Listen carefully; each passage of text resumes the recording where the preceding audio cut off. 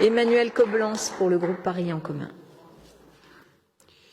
Merci Madame la maire. Chers collègues, comme de nombreuses interventions l'ont déjà très bien montré, la ville de Paris a su, ces dernières semaines, répondre une fois encore à une crise inédite en assumant sa tradition de ville-refuge et en déployant rapidement tout un réseau de dispositifs avec l'État, les acteurs institutionnels et les associations pour accueillir les Ukrainiens fuyant la guerre et leur apporter des solutions d'urgence. Nous le savons, ces réfugiés ukrainiens arrivant dans notre ville sont, dans leur grande majorité, des femmes et des enfants. La prise en charge de ces enfants, de ces familles est donc apparue rapidement comme une priorité. Les élus de la 6e commission ont pu longuement échanger à ce sujet avec vos adjoints, Madame la maire, particulièrement mobilisés. Et je souhaiterais donc insister dans mon intervention sur les principales mesures prises en matière de protection et de scolarisation des enfants ukrainiens et d'accompagnement des étudiants. En ce qui concerne la protection de l'enfance et en lien avec la justice, nous prenons en charge et nous accompagnons tous les enfants qui arrivent seuls ou sans leurs parents sur le territoire français. Les services de protection de l'enfance sont mobilisés en permanence auprès de France Terre d'Asile pour les cas où des enfants et des jeunes se présentent à l'accueil unique. La ville travaille également en lien avec l'ambassade ukrainienne à l'accueil d'enfants orphelins quittant actuellement le territoire ukrainien.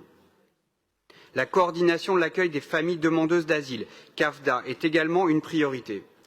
Située rue du Faubourg-Saint-Denis dans le 10e arrondissement, la CAFDA accueille les familles souhaitant déposer une demande d'asile à Paris.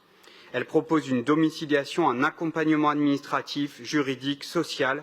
Elle s'appuie également sur un pôle médical où des bénévoles et professionnels offrent des consultations. La ville est aussi très fortement mobilisée pour l'accueil en crèche et la scolarisation des enfants ukrainiens dans nos écoles et collèges.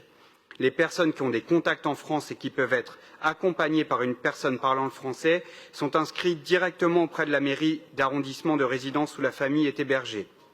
Par ailleurs, cela a été dit, 3 salles ont été mises à disposition par la ville dans une école du 18e arrondissement, à proximité de la plateforme d'accueil de France Terre d'Asile, pour permettre la garde des enfants pendant que les parents effectuent leurs démarches. Ces salles seront bientôt transformées en centres de loisirs et en halte garderie pour les plus petits. Une mobilisation de la crèche voisine est aussi en cours pour proposer 15 berceaux à disposition des parents. En ce qui concerne la scolarisation des enfants ukrainiens à Paris, les derniers chiffres établissaient 59 enfants inscrits dans le premier degré et 89 dans le second degré, après passage des tests au CASNAV.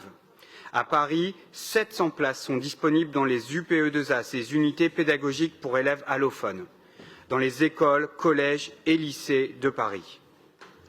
La ville de Paris n'oublie pas non plus, bien évidemment, les étudiants ukrainiens. En parallèle des soutiens psychologiques des réseaux étudiants. 3 associations spécialisées dans le soutien psychologique des exilés permettent d'accueillir les étudiants souvent fragilisés par les violences et les traumatismes subis dans leur pays d'origine ou sur leur parcours. Notre soutien prend aussi d'autres formes, comme vous l'avez rappelé, Madame la maire, dans votre intervention. Dès le jeudi 3 mars, une première réunion d'accueil a rassemblé 76 étudiants ukrainiens parisiens dans l'auditorium de l'Hôtel de Ville, suivi le 10 mars d'une seconde session à Cugy. Ces temps d'échange et d'écoute permettent de présenter les dispositifs pouvant les aider sur l'aide alimentaire, sur l'aide juridique, sur les aides financières. La Maison des initiatives étudiantes et Cugy sont pour cela fortement mobilisés et les besoins de logement sont orientés vers le Crous et la Cité internationale universitaire de Paris.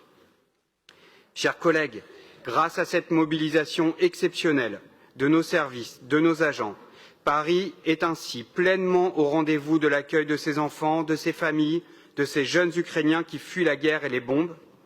Notre ville est grande quand elle est solidaire. Elle est grande parce qu'elle est solidaire. Je vous remercie. Merci beaucoup, Emmanuel Coblence.